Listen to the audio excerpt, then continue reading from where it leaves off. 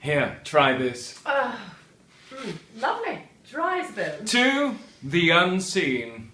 I must say, it's a wonderful title. If this evening's a success, I shall start on the first draft tomorrow.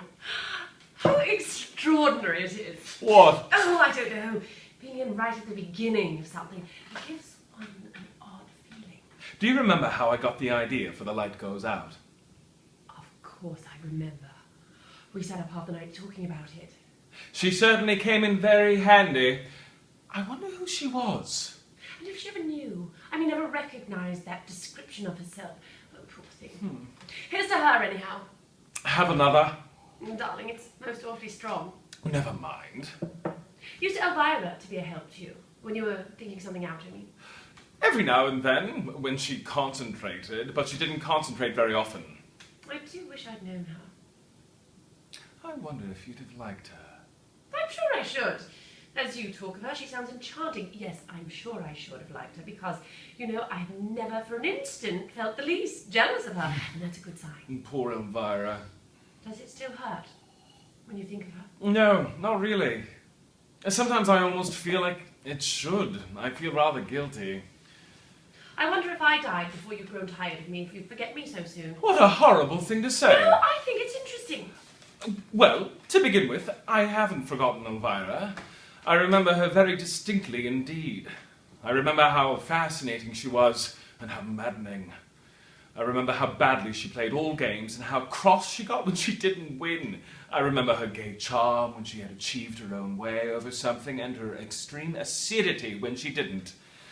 I remember her physical attractiveness, which was tremendous, and her spiritual integrity, which was nil. You can't remember something that was nil. Well, I remember how morally untidy she was. Was she more physically attractive than I am?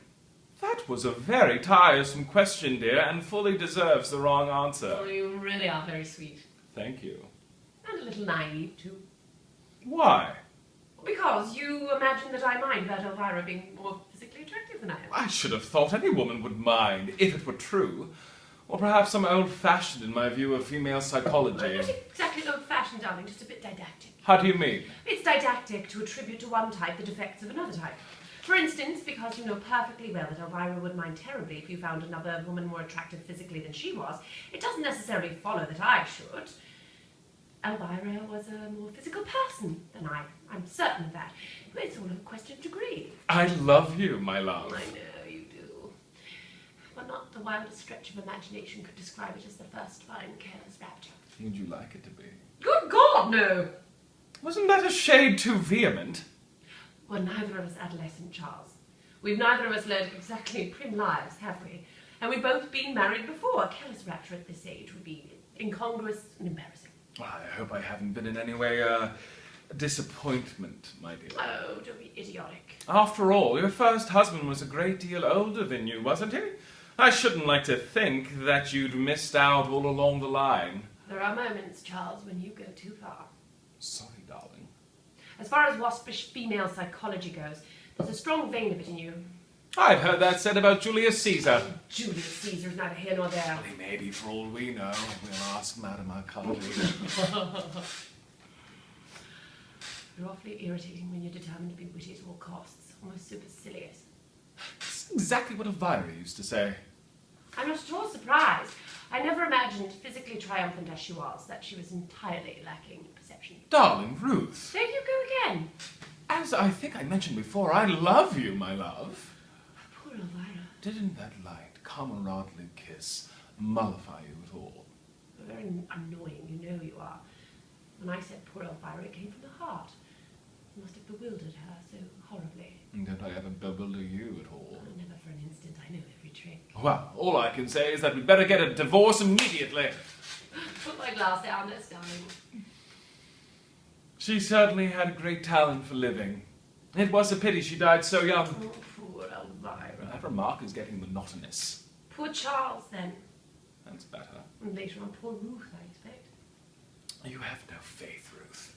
I really do think you should try to have a little faith. I shall strain every nerve. Life without faith is an arid business. How beautifully you put things, dear. I aim to please. If I died, I wonder how long it would be before you married me. You won't die. You're not the dying sort. Neither was Elvira. Oh, yes, she was. Now that I look back on it, she had a certain ethereal, not quite of this world quality. Nobody could call you even remotely ethereal. Nonsense. She was of the earth, earthy. Well, she is now, anyhow. You know, that's the kind of observation that shocks people. It's discouraging to think how many people are shocked by honesty and how few by deceit. Write that down. You might forget it. You underrate me. Anyhow, it was a question of bad taste more than honesty. I was devoted to Elvira. We were married for 5 years. She died. I missed her very much. That was 7 years ago.